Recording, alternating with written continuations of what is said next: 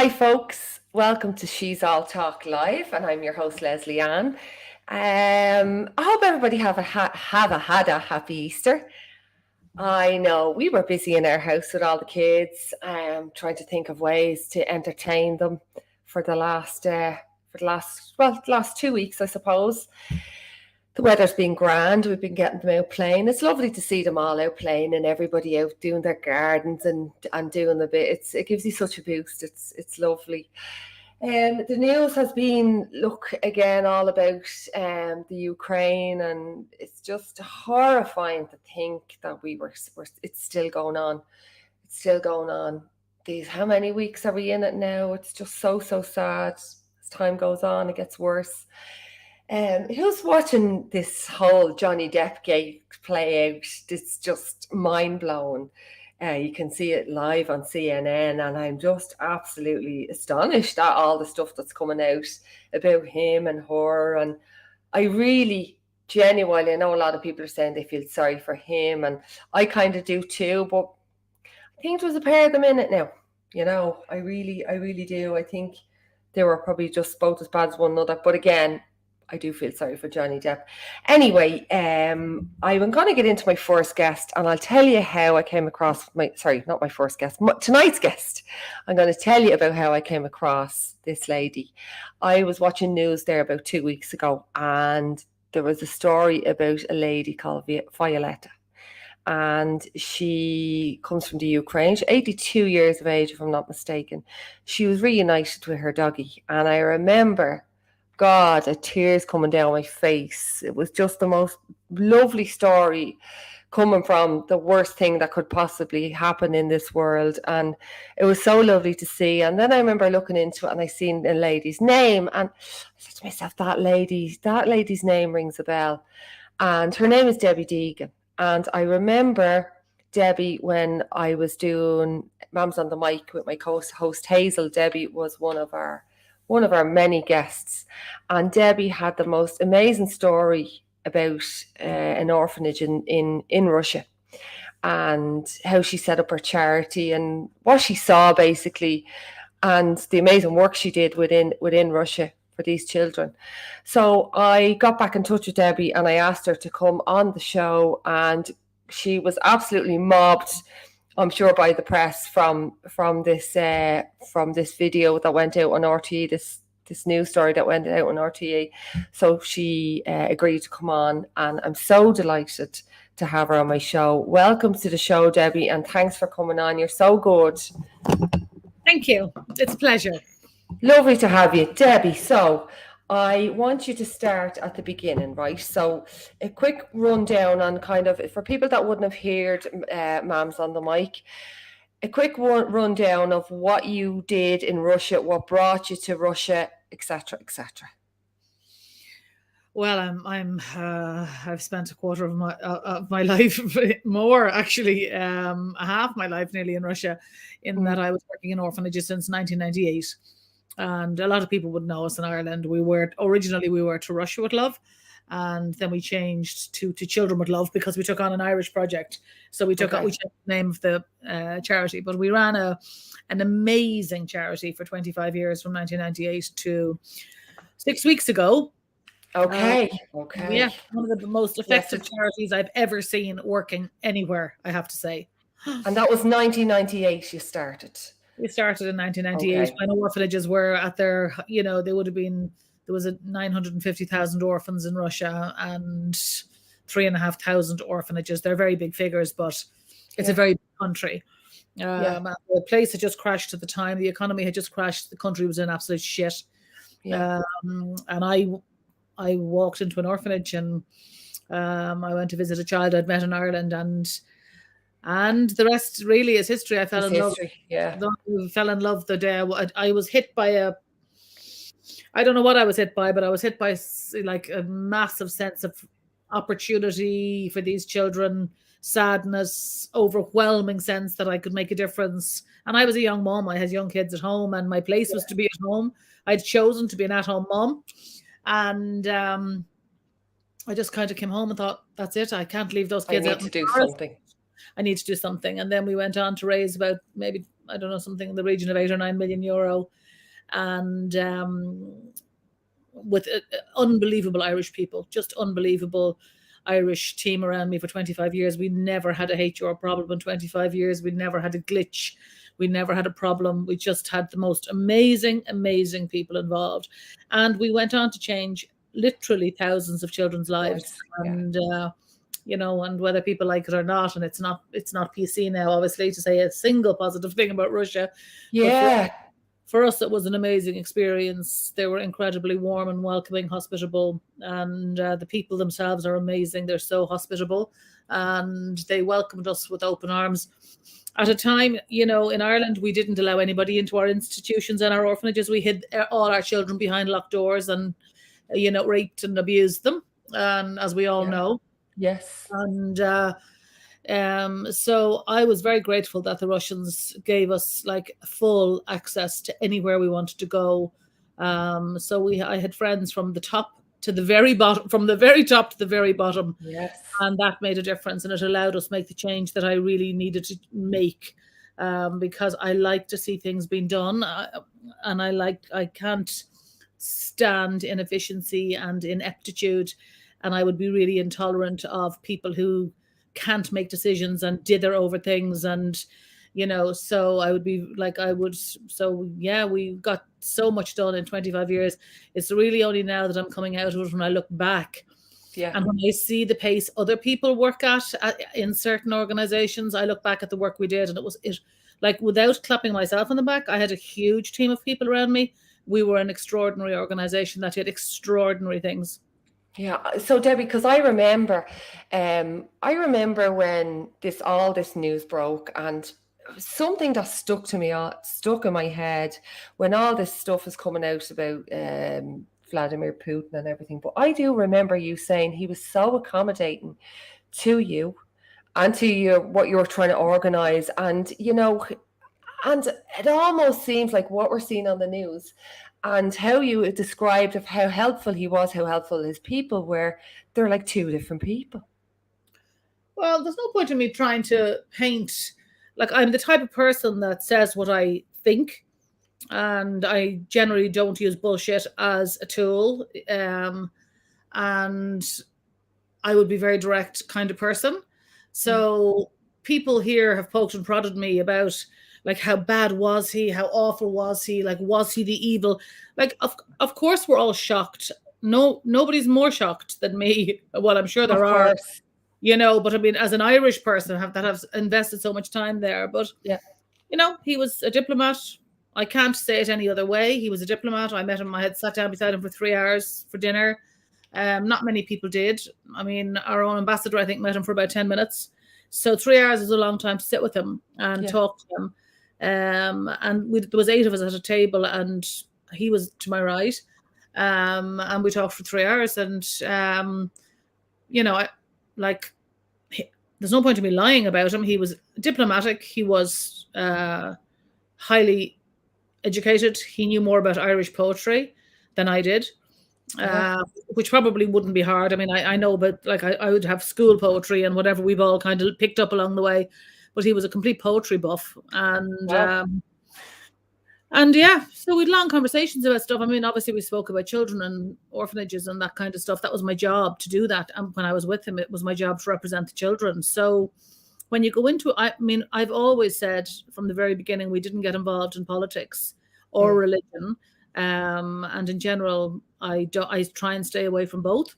And they're probably toxic in their own right, and a combination is even worse. But I mean, to say that you still have to work with government bodies. I mean, I was working under the Ministry of Education out there. Okay. So I was working under big bosses in suits and shirts and ties and huge desks. Like the desks that you see on CNN and Sky are real. There is people like 30 feet away from me at the end of that desk.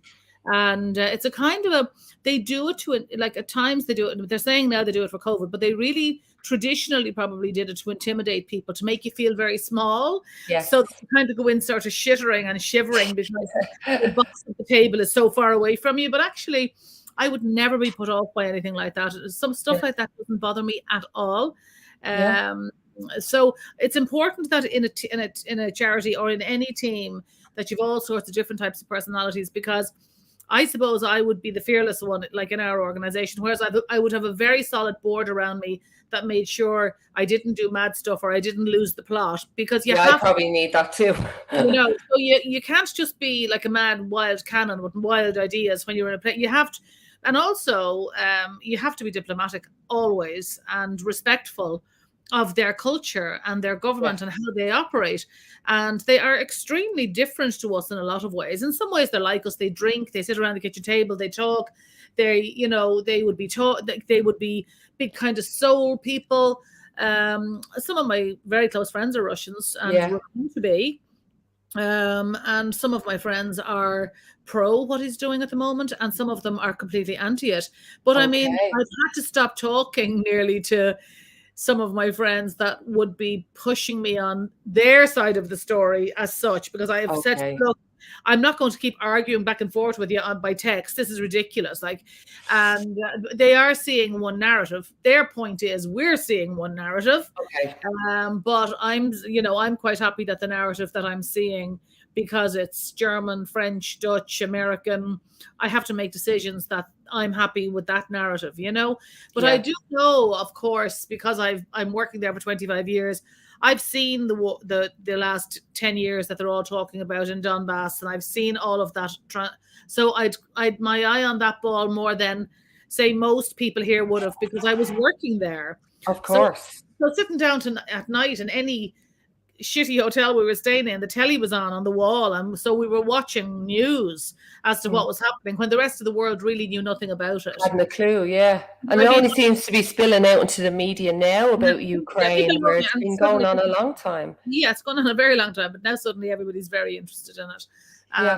So I mean, that was the Russians' point, that it was going on for so long and no one actually, nobody noticed. This is their point. It's not mine. It's their point, that it was going on for so long that nobody, and then all of a sudden everybody's all over it. The whole world is all over. So this is their point. I mean, I've just watched, I watched today's, the head of the UN talking to Lavrov, and then I watched him talking to Putin, and then I watched Sky News, pulling all the stuff apart and working out who was saying what.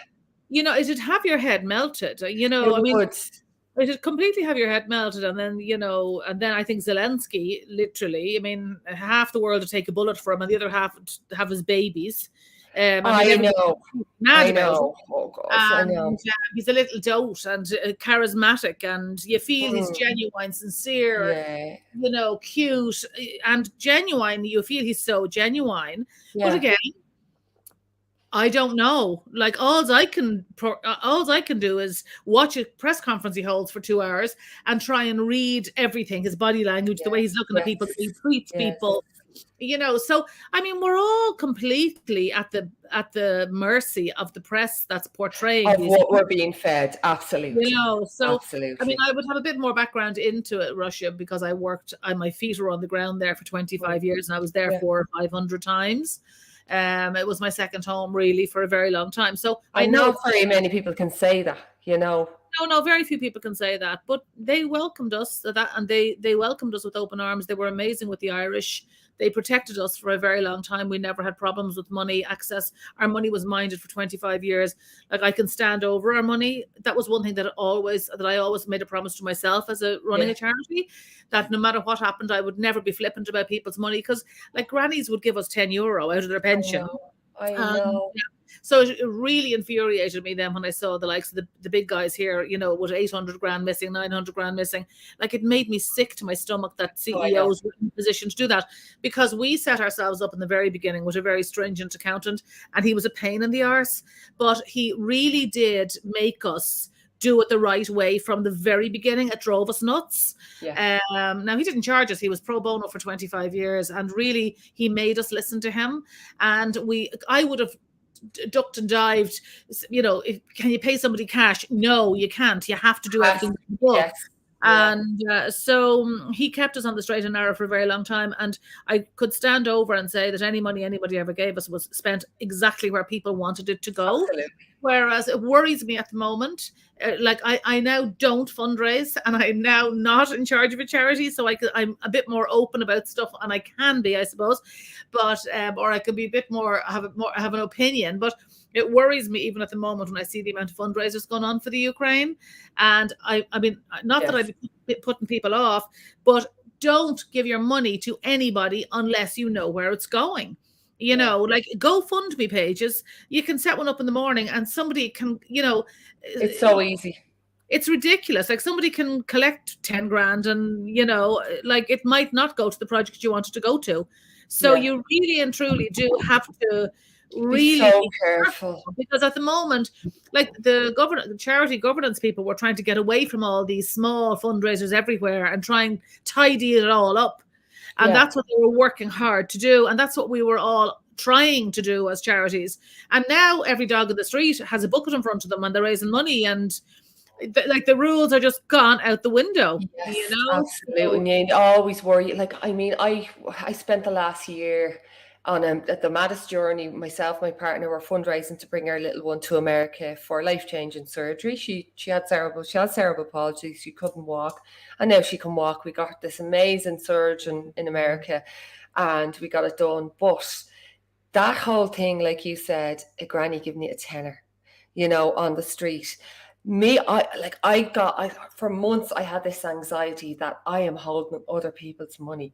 People are giving me the money for Sienna for her surgery, and I'm in charge of this, and I need to make sure it goes exactly where it's supposed to go. But there is that anxiety that, Jesus Christ, like, you know, it's so, I mean, I felt like I was going to have a nervous breakdown at one stage, because I would hate for anybody to think that I spent €20 on something I shouldn't have had. And that's the whole thing, like you said now about the Ukraine. Everybody's out collecting for the same thing. You don't know who's legit. You don't know what money is going to.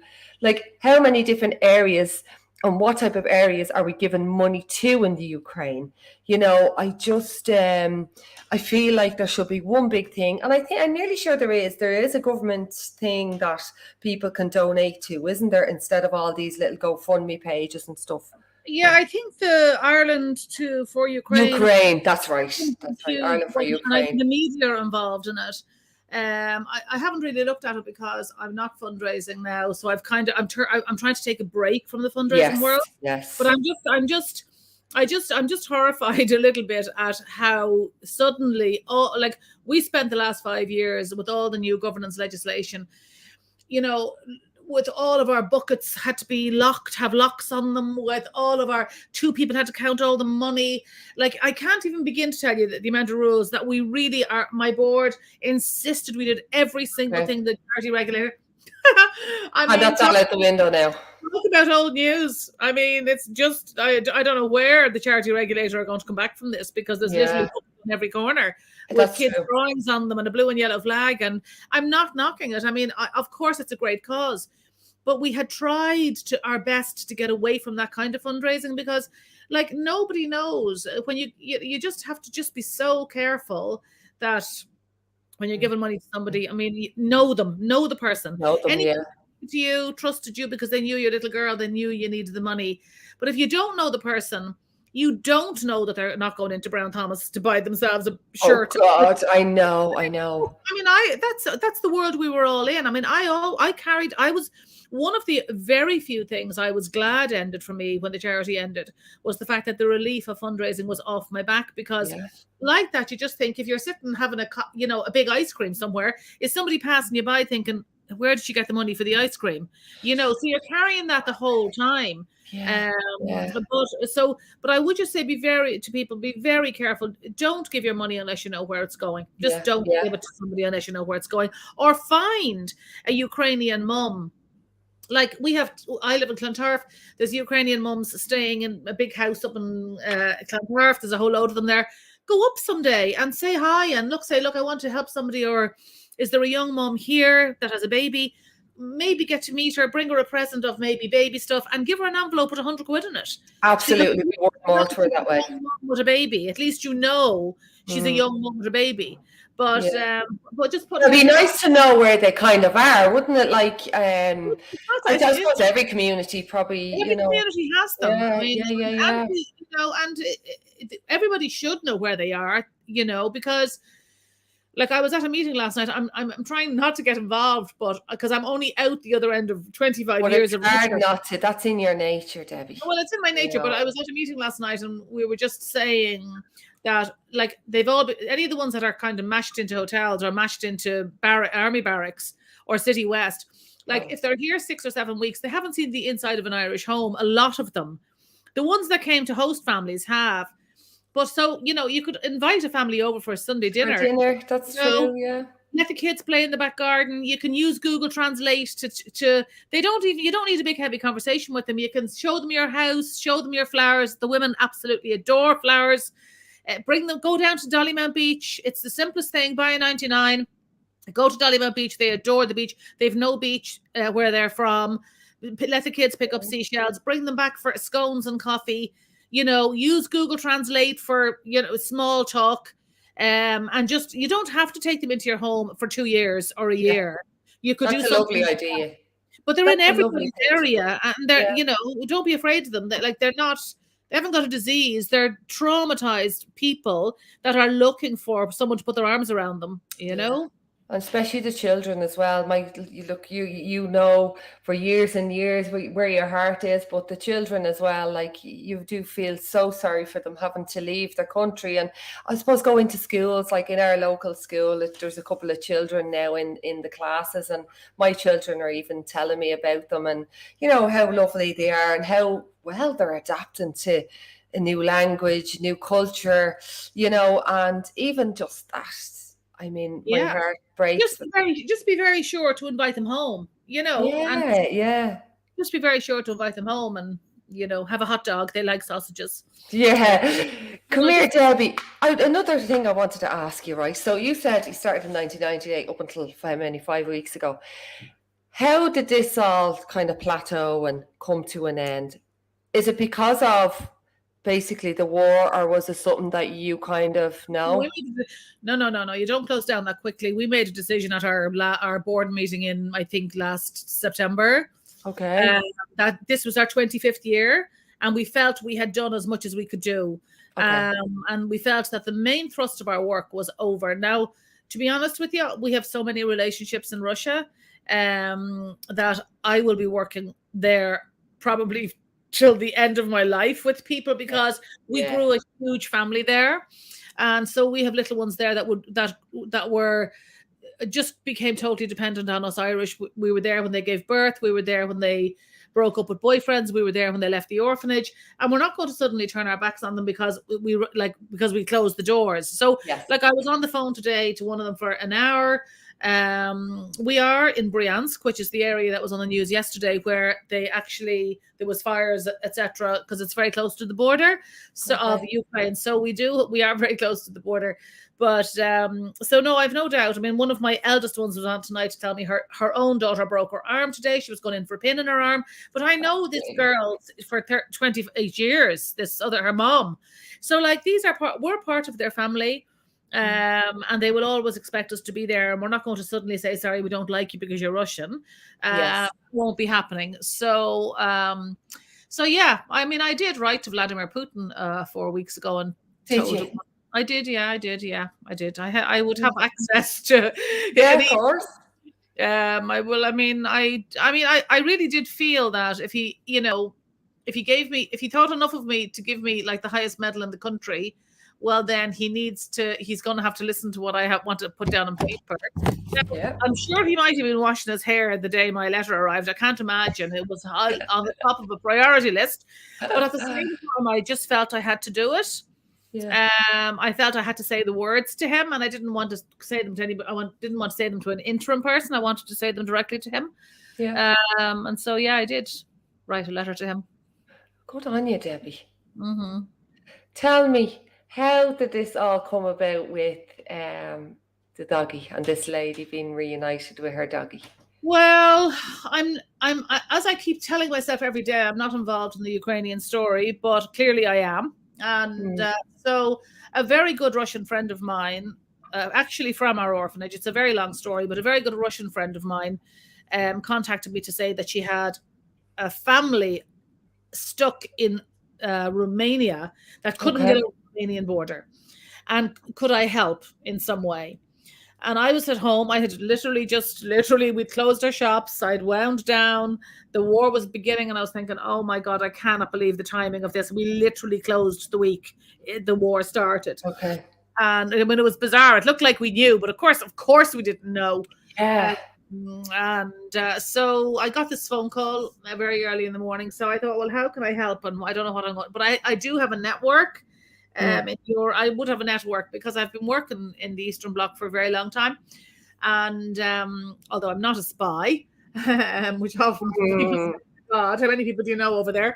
But but I do have connections, obviously, because I'm there Yeah. so long. So that was a long time, Debbie. You know A what I long mean? time, Like, a yeah. lifetime, yeah.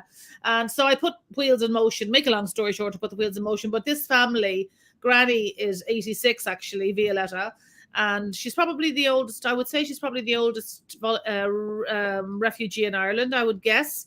Okay. So she left her cottage in Odessa at the very beginning of the war. Now there was no bombs at that stage in Odessa, but they had run out of medication.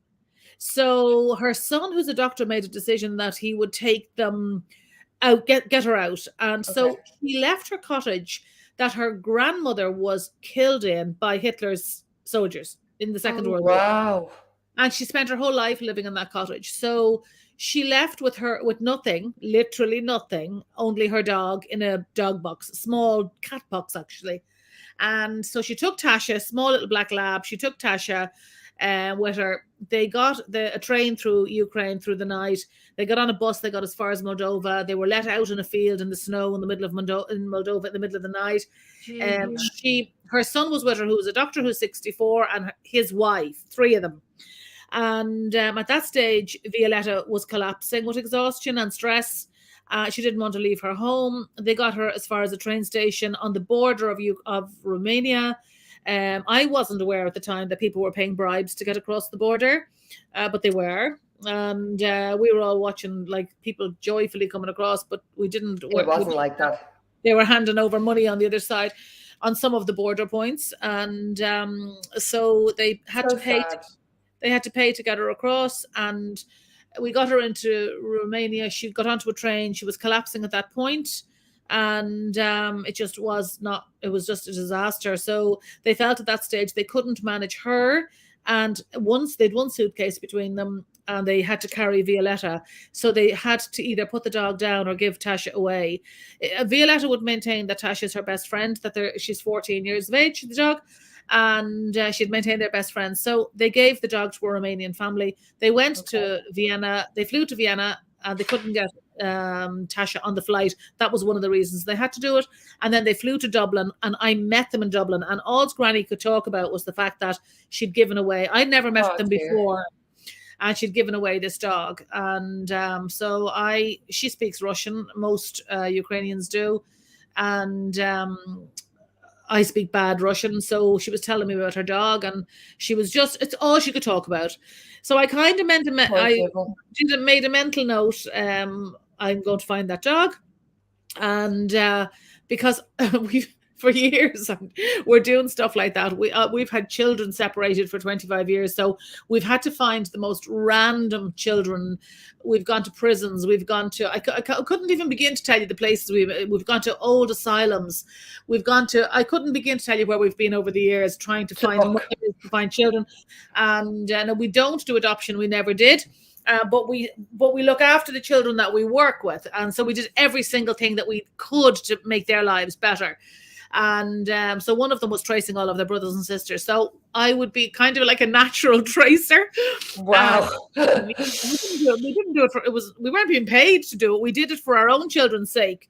Yeah. In Russia. So for me to find the dog, it was probably easier for me than anybody else. So I had an address through her granddaughter in Romania as to who had the dog. We then employed a Romanian moving company, and they Wow. worried me. They worried me because I just didn't know. So I found somebody in Dublin who could translate the 6-page contract they made us sign. And so Tasha was in a small cage and had to be shipped across about 7 or 8 borders. And this van, I didn't know like who this van man was. Like in my head, I had visions of like Cruella de Vil's 2 evil assistants With the dogs in the cages. driving through Europe with like loads of stolen dogs. And I spoke to a few of the dog professionals here in Ireland, the big charities, and they were saying, "Oh my God, don't touch this! This is like who's driving that van? Where is he? You know." Yeah, so yeah. I rang the van man every morning, and I made him my best friend. And so every morning he sent me a video of her in her little cage, and he stopped the van, took a video.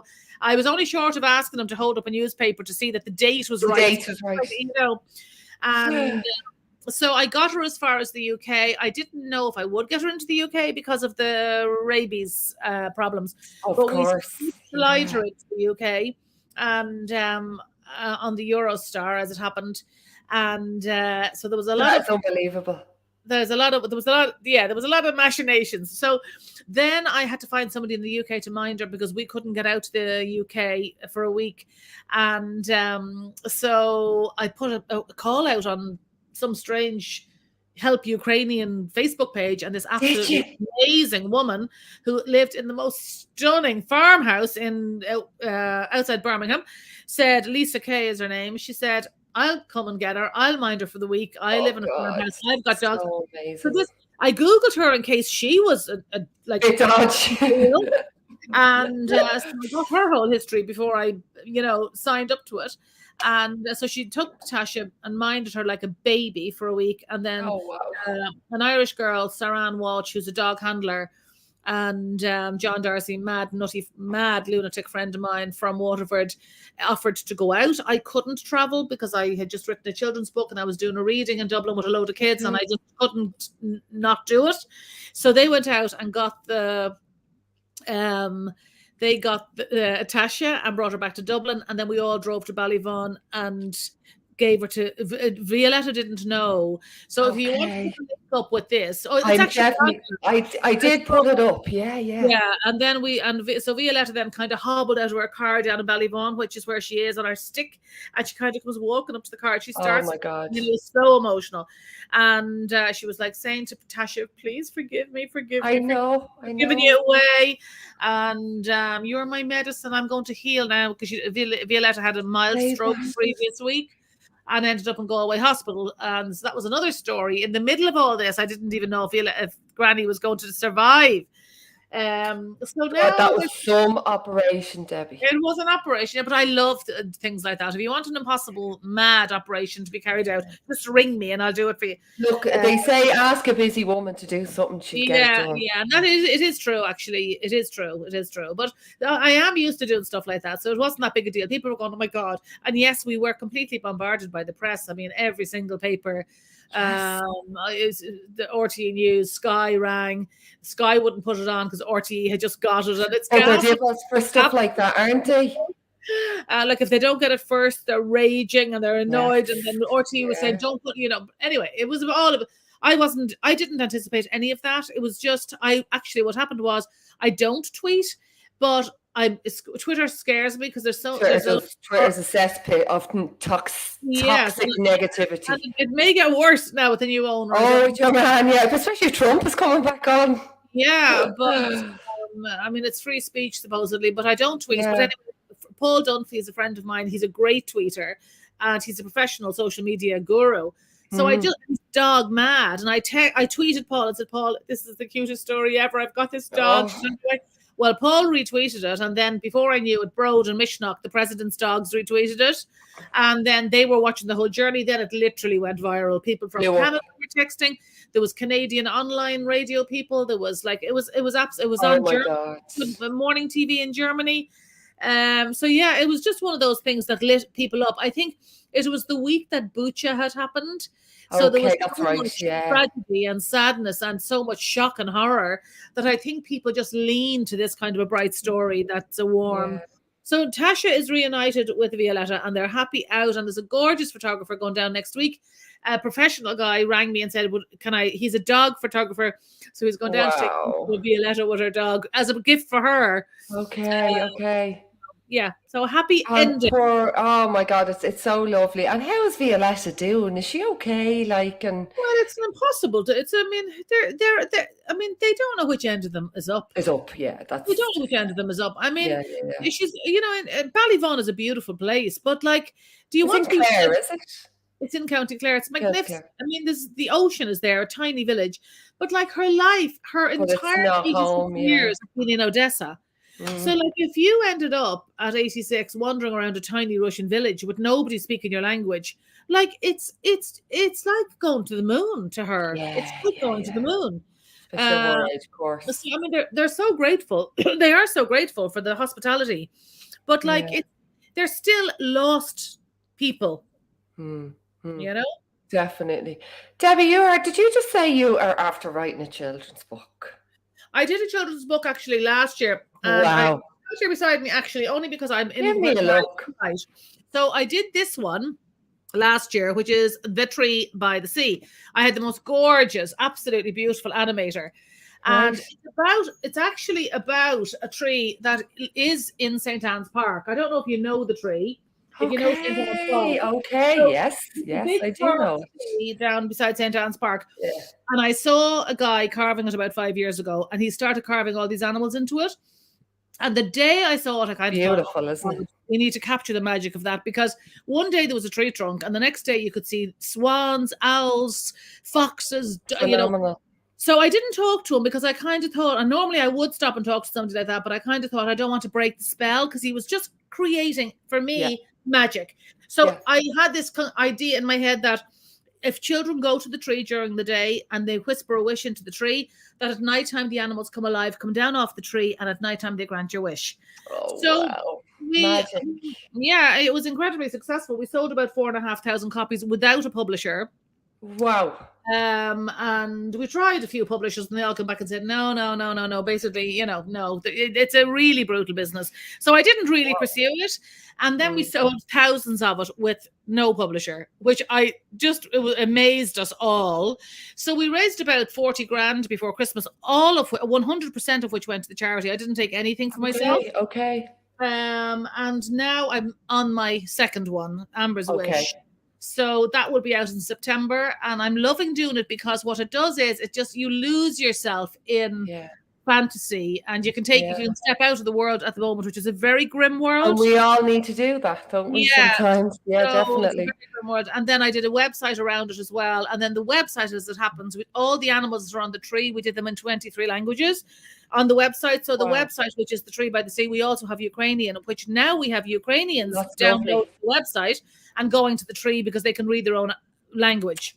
Oh wow, that's phenomenal! I'm going to put that link up on my page if that's okay with you. The Tree by the Sea. I'd be delighted because it's a gorgeous, sweet story. Like, it's only for little ones. It is only for little ones. Yeah. But the website I have plenty of little ones at my house, and I'm sure where we live, it's there's lots of little ones around here would love it too. And like, take a half day and go down to the tree and make a wish. Like, it is a lovely thing to do, And that book, I think, brings it alive also, doesn't it? The book would bring it alive. That's fantastic. The kids can go on the website, and I've kind of given all the animals a personality, so the kids can they'll know the different characters. Which, it's just some rainy afternoon, you're doing nothing. Sit down with the kids and open the website, and you'll see. It's very cute, and I had a brilliant illustrator. Where can we buy the book? It's online. www.thattreebythesea.ie. Okay. And the next book will be in September. I'm just signing a contract this week with my illustrator Brona Lee. She's really young and fabulous. Wow. And she's really fabulous. And so it'll be out in September for, I suppose, really for the Christmas market. I didn't even time it that way. It's suited me the way it's fallen. Yeah, it's just the way it's fallen. So no, I'm delighted with it, and it's a real therapy after what we've come out of in 25 years. It's a therapy for me. Debbie, are you ever going to give yourself time to not do anything? You're probably like, I'm the same. I never stop.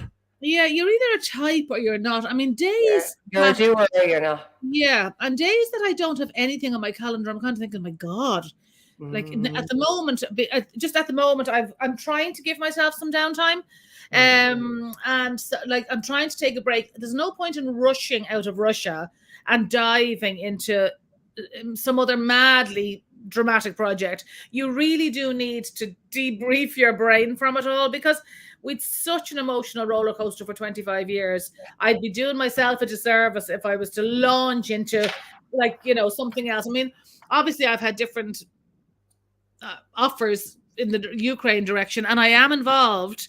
I am involved with a few different families that I became involved with from the beginning from the Ukraine. Yeah. And I'm very happy to do as much as I can for the people that I'm connected to. Yeah. And I will do as much as I can for them. But it's I'm just on at the moment. I'm just enjoying the sunshine and writing about the bees and the swans and the It's lovely. it's It just is really, lovely. yeah, it really Especially is. after all you've been doing for the last, Jesus, Yeah. 25 years. And I suppose, like, no matter, even if somebody was to sit on you, I don't think you'd ever stop, would you? Probably not. I Yeah. probably find stuff, like I Yeah, didn't have to yeah, say to myself, go and find, Violetta's dog. yeah. Like, you're probably a type that takes things on and then you think, Jesus, did I really say I was going to find that I dog? do. I do it all the time. But you're a type to, I'm not phased by stuff like that. Some people get very phased by stuff like that. And it's now that I'm coming out of the charity, I'm looking around at other organizations and I'm look at different. I'm not being critical, but well, maybe I am. But when I see the pace that some people work at, it just scares me. It's so slow. Yeah. At the pace that people do stuff, it mind boggles. I Yeah. suppose because we ran our own organization, we ran it at a certain pace. We wanted everything done. It had to be done perfectly, transparently, fast, effectively. And when I see some of the things going on at the moment, I'm going, Jesus, why did that take 4 weeks for that to happen? I feel the same, even when it comes to a lot of things with our government and organizations within the government. And you almost see mapped out ahead what's going to happen. And Well, then we're on the then radio you go, talking about modular housing. We're now 6 weeks in. Why are we talking about modular housing now? Why did they not start building them 6 weeks ago when we actually knew there was 100,000 people coming down the ramp in the airport? yeah, Like, stop talking about it. Just, go and meet the do it. get the job done. There's 4 billion there from the EU. Get the job done, because we're taking people down the ramps in the airport and we have nowhere to shove them at the other end. I mean, there's mattresses all over the floor in City West Hotel with And like stressed out. army barracks. Yeah, like. And like, it's one thing staying in an army barracks when you're 16 and having a bit of crack, but when you're traumatized and you have a baby under your arm and maybe your mammy with you who's 70 and you're put on a cot in an army barracks, like, we need to give these people more than that. I know it's safe roof. It's better than being in Odessa, but at the same time, if we've got 4 billion coming in from the EU, get your finger out, lads, and get the modular housing up and give them all their own kitchen and their own bathroom. I mean, even staying with host families, it's one thing, I'm not quite sure about that myself. I've been putting people up for 25 years. Yeah. Russian. I remember you saying it, yeah. And like, it's, the last girl I had with me was about 18 months with me for different reasons I won't go into, and she was older, she was in her 30s, but like, it's not an easy thing to do. It's just not, I'm not knocking it. People are fantastic to do it, and the Ukrainians need us to do it. But like, you're in your kitchen and somebody else is chopping up their chopped liver or their vegetables, and you've got to work around, you have to work all of that through. Far more hot water than we would ever use, because in Ukraine they don't pay for their water. Their flats are like roasting all winter because the governor turns the heat on in October, turns it off in April, and they've no thermostats. So they think our houses are all freezing, and we're all going around in t-shirts on a day that it's like, a blue sky. Yeah, exactly. It's 1 degree out. Yeah. People have to sit down and work out, how you run your home and how it's different to them.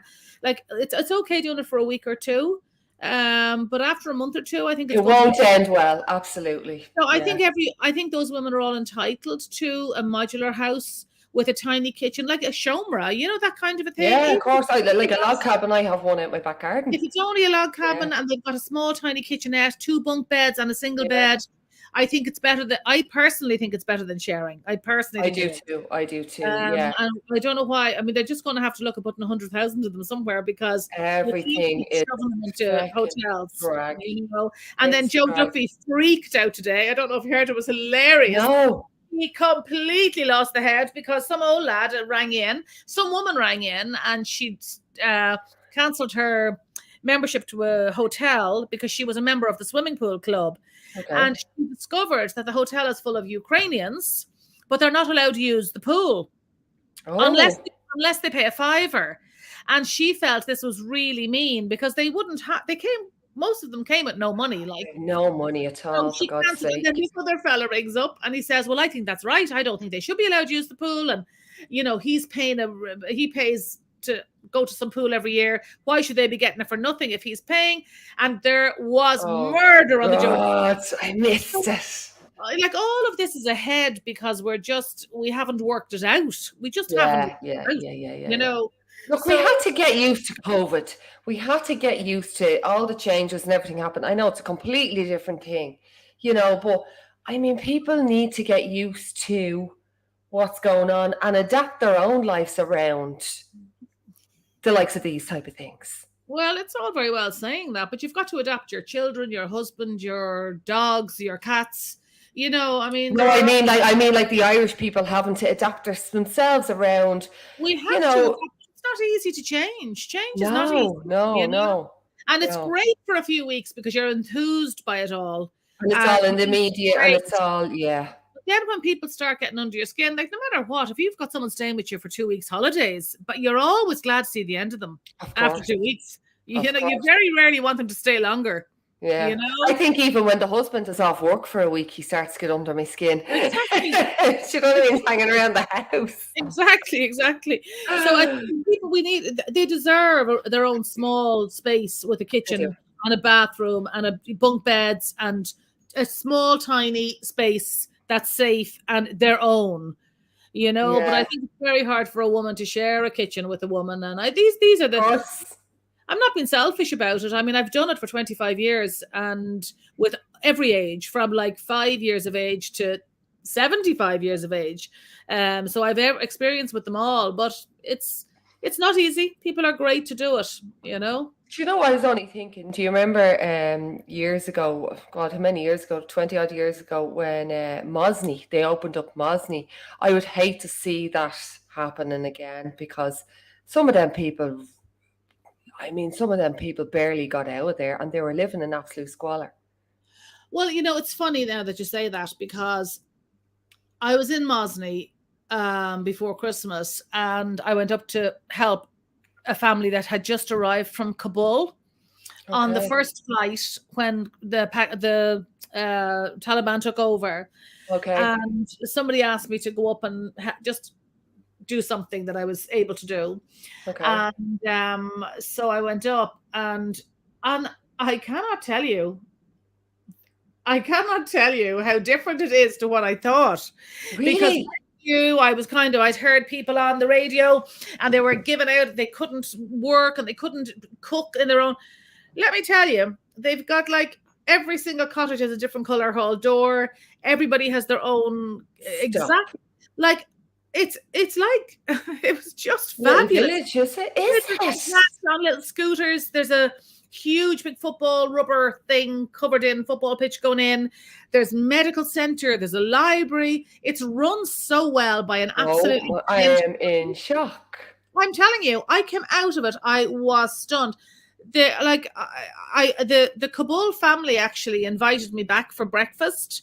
And I felt awkward because I didn't want to go into the house because I was thinking, oh my God, what if these places are in bits? And because I had this picture in my head. Oh my God, they brought me into their cottage, which is down where the old outdoor pool used to be, down at Dan Lowndes there, if you remember back. And the house was just gorgeous. She had it just perfect. She was an English teacher. He was a civil servant, and they had 4 children here with them. They were, again, extremely traumatized people, very educated, extremely traumatized people. And no, let me tell you, it was shining. Maybe 5 years ago it was different. Maybe it was. Maybe they've improved it. There's a guy running it up there at the moment. It is, I'm telling you now, it's shit hot. Do you know what? It's actually great to hear that.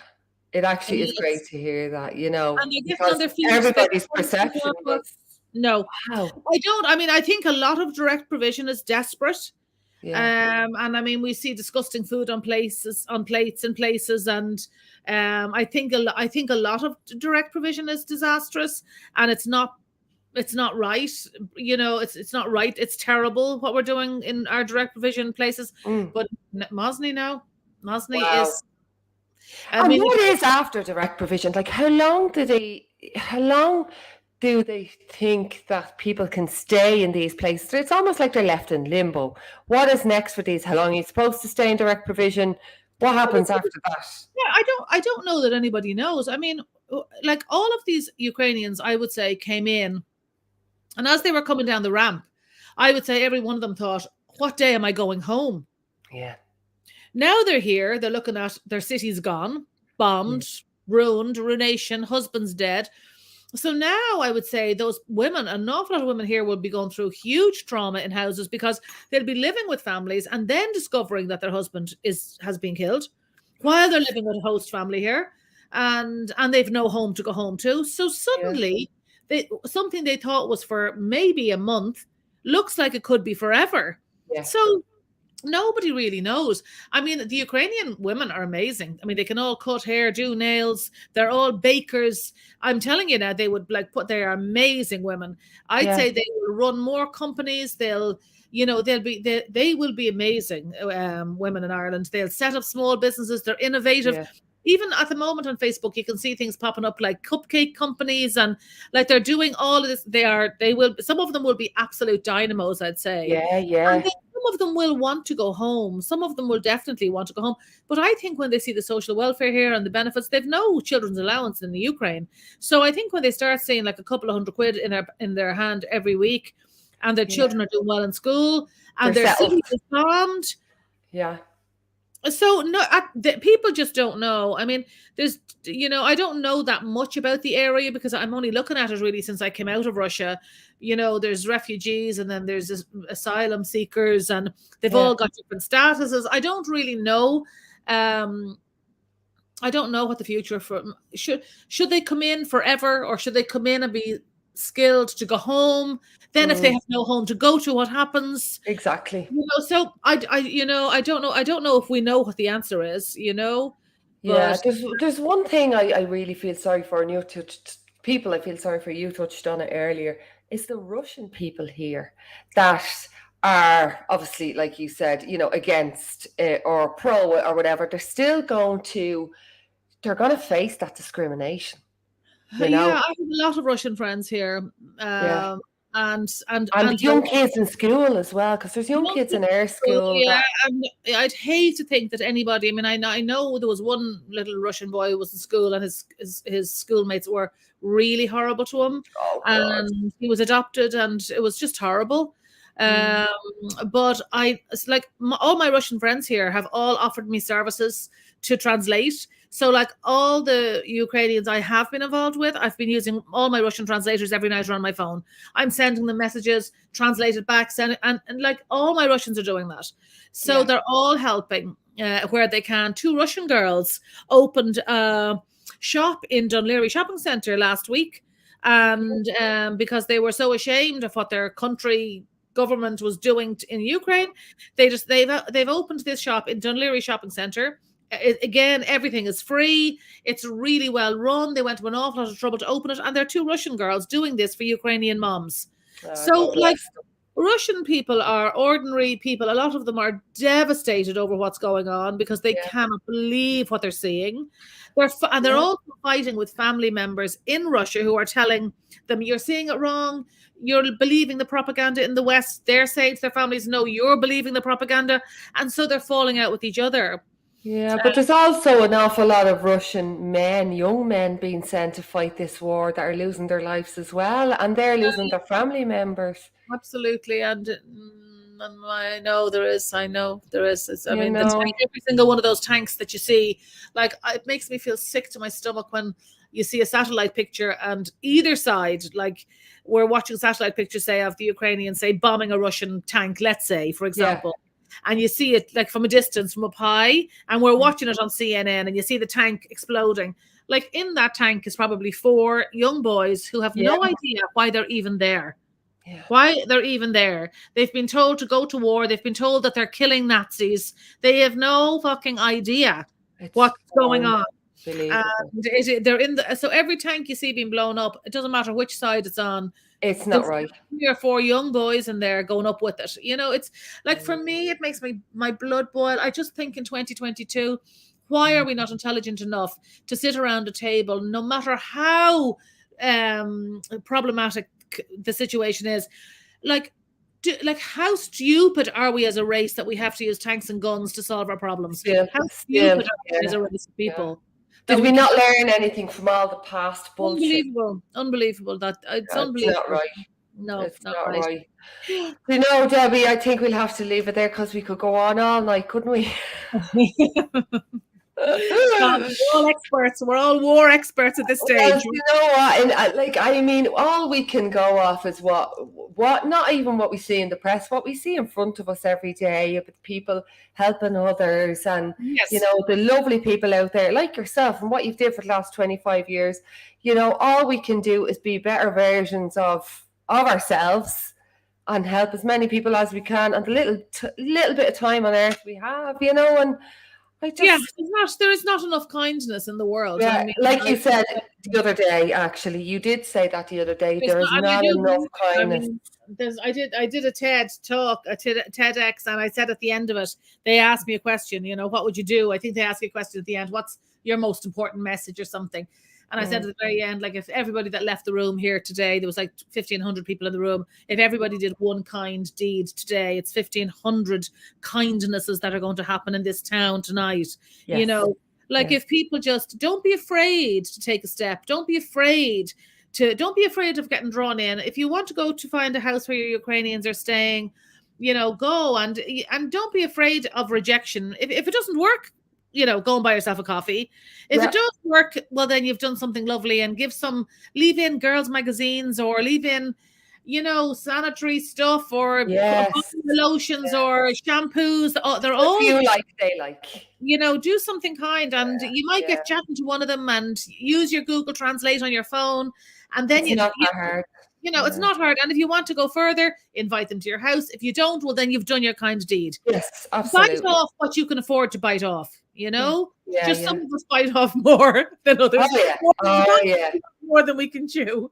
You're a testament to that, aren't you, Debbie?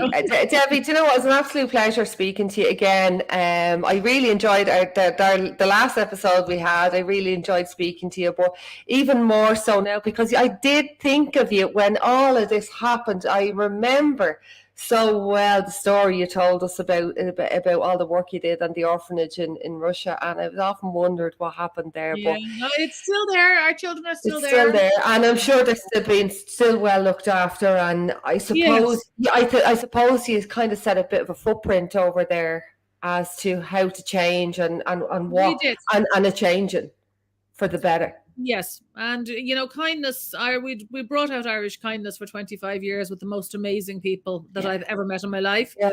And I think it was probably, people thought maybe there's not, why would you bother with orphans? They're kind of only scabby old orphans. No. And the more they saw us treating them exactly the same as ourselves. You know, we ate the same food as them, we showered in the same showers as them, we slept in the same dorms as them. And when people, and after years and years and years of doing that, people then kind of thought, oh God, I can't believe that these important Irish people who maybe could be wealthy actually would, which we're not. Yeah. But they have the perception that everybody in the West is, that would be out there, and they just couldn't believe we'd waste our time with these kind of children that really weren't really worth it. And yet the children are some of the most magnificent children I've ever met in my life, you know. Yeah, it's beautiful. It really is.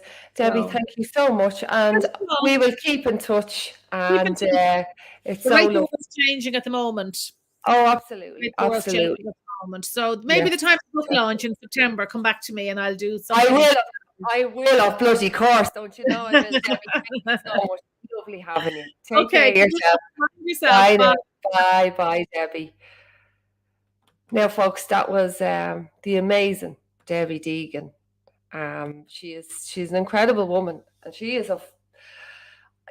Sometimes I've no words for people like Debbie because you know, a lot of people out there are so kind, and we saw it during the pandemic. We saw it during this whole war in the Ukraine, and everybody's coming together, and we see it all the time, and this Irishness that we have, and this amazing sense of wanting to help others and give to others is something that we have in Ireland, and it's very, very special. And I know a lot of other people have it, but in Ireland in particular, I know that because um I seen it firsthand in my community, and people who helped me with my daughter getting her to America.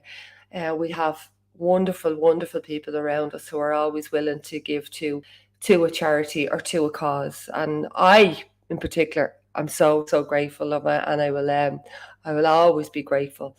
But I think that was a lovely idea, what Debbie said. Find out where the family and the Ukrainian families are living, and go and hand them flowers or an envelope with a few bob in it, or take their kids on a walk or bring them on a drive, and little stuff like that. I think is very important. It'll be, and I'm sure they'll appreciate that an awful lot.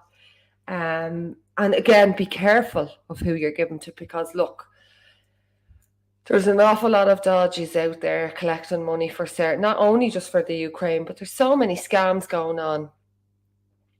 And like we everybody falls victim to it, and we're fantastic for putting our hand in our pocket. Even the grannies on the streets, like we spoke about, will always give a few bob. So yeah, so a couple of little things that I took from that is definitely one thing that we should all, go and find them in our community and just be that extra bit nicer, because these poor people and those poor children as well, you really feel sorry for them. Lovely story that was, about that lady Violetta. Is absolutely amazing. Fair play to Debbie for doing all that, So I'm going to leave it there, folks. You've already had an hour of me.